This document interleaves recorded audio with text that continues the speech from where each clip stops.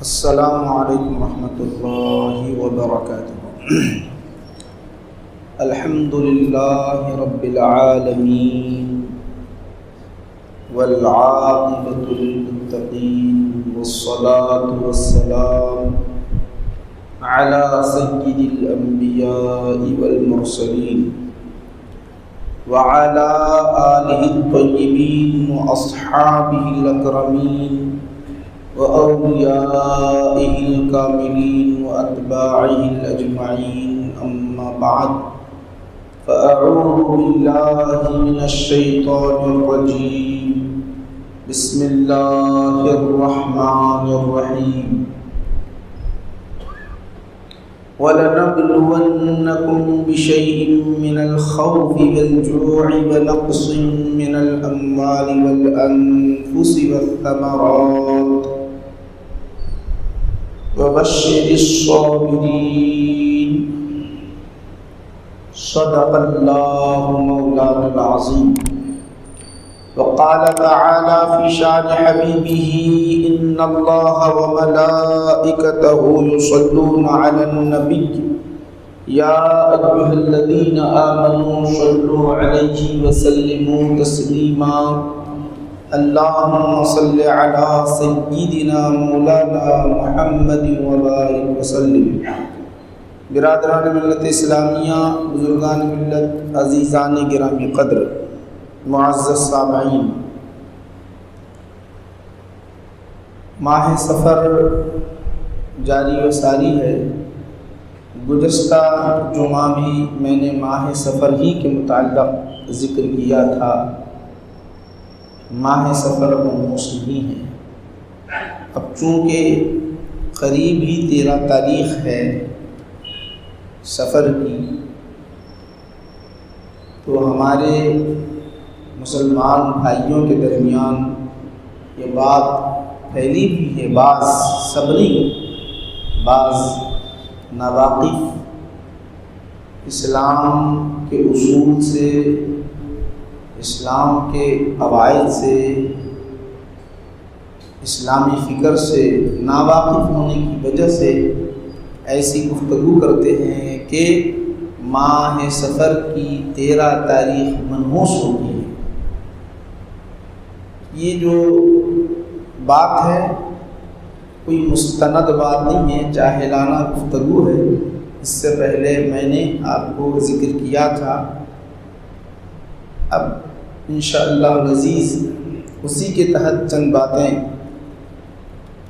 جو ہے آپ حضرات کے سامنے پیش کرنے کی سعادت حاصل کروں گا۔ میں نے جو آیت کریمہ تلاوت کی ہے سورۃ البقرہ کی آیت کریمہ ہے، سورہ بقرہ، دوسرے پارے کی آیت کریمہ ہے۔ اللہ سبحانہ و تعالی خاص کر مسلمانوں سے مخاطب ہو کر کیا کہتا ہے؟ وَلَنَبْلُوَنَّكُمْ بِشَيْءٍ مِّنَ الْخَوْفِ وَالْجُوعِ وَنَقْصٍ مِّنَ الْأَمْوَالِ وَالْأَنفُسِ وَالثَّمَرَاتِ۔ اے مسلمانوں، اے مومنوں، ہم تمہیں ضرور آزمائیں گے، ہم تمہارا امتحان لیں گے۔ ضرور تاکید کے ساتھ کہا، ہم ضرور تمہارا امتحان لیں گے۔ وَلَنَبْلُوَنَّكُمْ بِشَيْءٍ مِّنَ الْخَوْفِ، کسی قدر خوف ڈال کے، کس چیز کا؟ بھوک و پیاس کا، والجوع، تکلیف، من الخوف والجوع، ونقص من الاموال، مالوں میں کمی کر کے، پھلوں میں کمی کر کے، ہم پھلوں میں کمی کر کے، جانیں تلف کر کے، مال میں کمی کر کے، بھوک کے ذریعے ہم تمہاری آزمائش کرتے رہیں گے۔ پھر آگے بیان کیا وَبَشِّرِ الصَّابِرِينَ، اے حبیب صلی اللہ علیہ وسلم مومنوں سے کہو صبر کرنے والے جو ان منزلوں سے گزر کر صبر کا دامن تھام لیے، ان کو خوشخبری سنا دو۔ کیا خوشخبری؟ بالجنتی، اس کی وضاحت کرتے ہیں صاحب جلالین، جنت کی خوشخبری سنا دو صبر کرنے والوں۔ اب دیکھیے آزمائش عموماً ہوتی ہے، امتحانات ہوتے ہیں، بیمار پڑ جاتے ہیں، امتحان ہے یہ بھی۔ ہم پڑھتے ہیں یا اپنی اولاد پڑ جاتی ہے یا اپنے ماں باپ بیمار ہو جاتے ہیں تو تکلیف ہوتی ہے۔ اگر ہم بھی بیمار ہو تو تکلیف ہے، اولاد بھی بیمار ہے تو تکلیف ہوتی ہے، ماں باپ بھی بیمار ہیں تو تکلیف ہوتی ہے، محبت ہے تو تکلیف ہوتی ہے، محبت اگر نہیں ہے تو پھر جو ہے تکلیف وغیرہ کوئی تعلق ہی نہیں ہے اس سے۔ اسی طرح ایک آزمائش یہ ہے کہ بیمار ڈال کر امتحان لیتا ہے، کبھی آزماتا یہ ہے کہ مال چھین کر لیتا ہے۔ مال چھیننے کے کئی طریقے ظاہری طریقے میں نظر آنے لگتے ہیں، اچانک جو ہے مال چوری ہو جاتا، کوئی لوٹ لیتا، یا تجارت میں خسارہ ہو جاتا، یا ہماری جہالت کی وجہ سے مال وہ ضائع ہو جاتا، کسی طرح مال میں کمی آ جاتی ہے، نقصان ہوتا ہے تو آدمی برداشت نہیں کرتا۔ مال آ جائے تو خوش ہوتا ہے، مال میں کمی ہو جائے اور نقصان ہو جائے تو پریشان ہونے لگتا ہے۔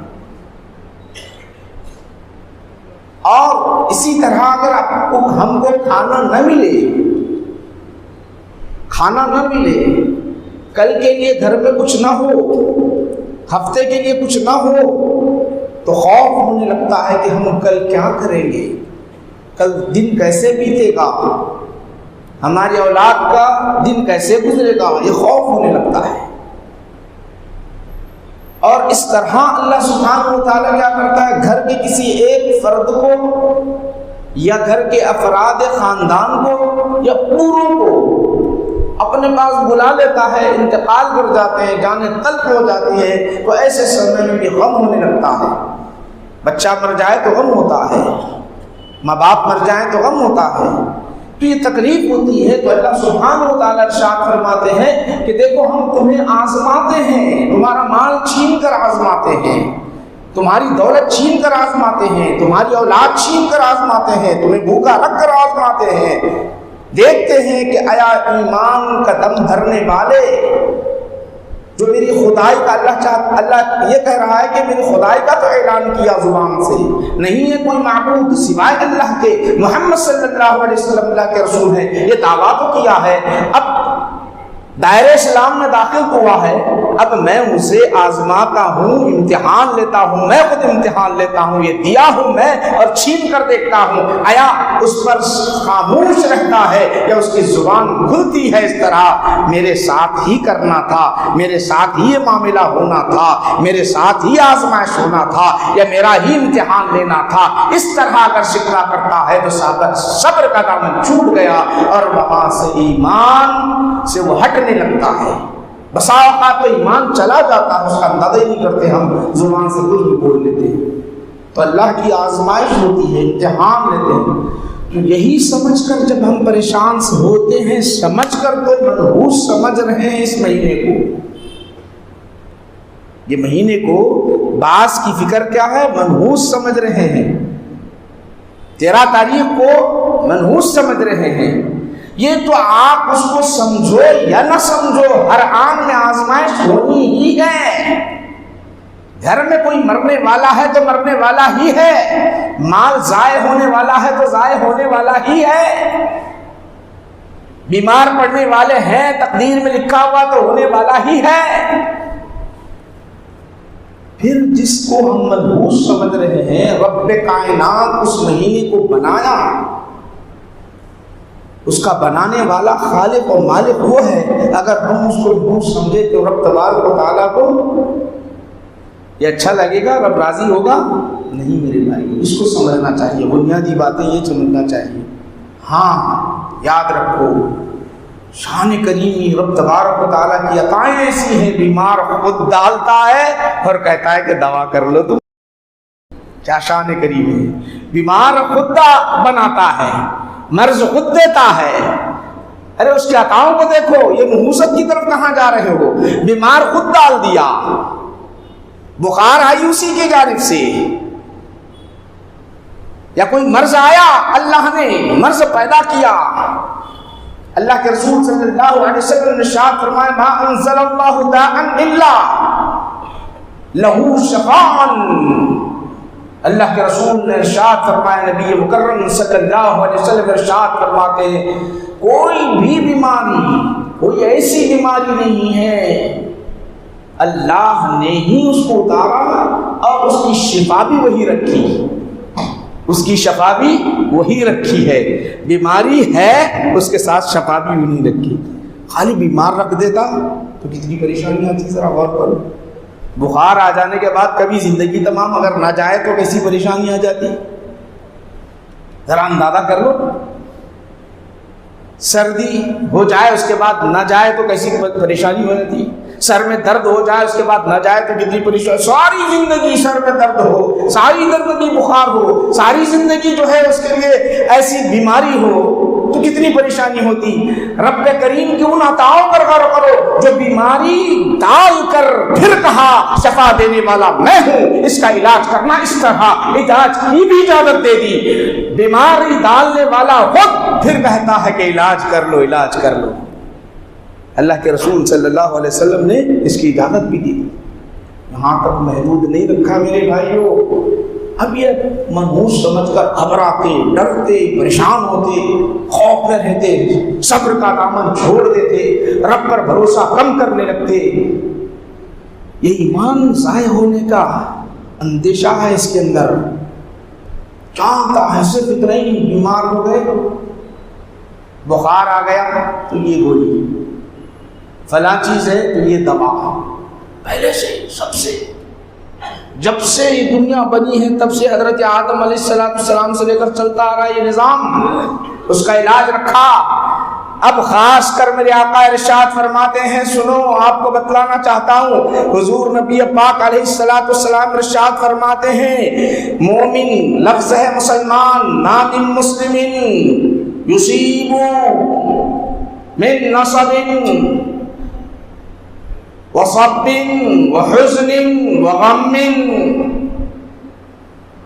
اللہ کے رسول صلی اللہ علیہ وسلم ارشاد فرماتے ہیں، کسی مسلمان کو کوئی تکلیف پہنچتی ہے، غم لاحق ہوتا ہے، پریشانی آ جاتی ہے، بیماری آ جاتی ہے، کوئی مصیبت آ جاتی ہے، یہاں تک کہ اللہ کے رسول نے ارشاد فرمایا ایک کانٹا بھی چبھتا ہے، ایک کانٹا بھی چبھتا ہے مسلمان کو، تو رب کائنات کیا کرتا ہے، ادھر دوا کا طریقہ بتا دیا، ادھر کہتا ہے بندے تجھے تکلیف ہو رہی ہے، بندے تو بیمار ہے، بندے تیرے لیے بخار ہے، بندے تیرے سر میں درد ہے، بندے تیرے سر میں درد ہے، سن لے جب تک تو بیمار رہے گا تب تک میں تیرے گناہوں کو معاف کرتا رہوں گا۔ یہ رب کریمی ہے، یہ شان کریمی ہے، یہ عطا کریمی ہے، یہ اللہ سبحانہ و تعالیٰ اس طرح نوازتا ہے۔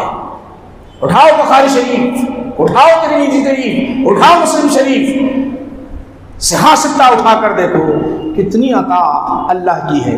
ادھر بیمار ڈال رہا، علاج بھی بتا دیا، پھر کہتا ہے تو بیمار ہو گیا تو اب میں تیرے گناہ کو معاف کرتا ہوں، تو وہ جو گناہ میری نافرمانی کر کے کیا تھا، تو وہ گناہ جو میری نافرمانی کر کے کیا تھا، وقت پر نماز ادا نہیں کی تھی، فلاں گناہ کیا تھا، اب وہ تیرے نام اعمال میں گناہ لکھے ہوئے ہیں، اب میں فرشتوں سے کہہ دیتا ہوں تو ادھر بیمار پڑا ہوا ہے، ادھر فرشتے تیرے گناہوں کو میٹتے چلے جاتے ہیں اور میری رضا تیرے ساتھ ہونے دیتی ہے، میں تیرے سے خوش ہوتا ہوں، میں تجھ سے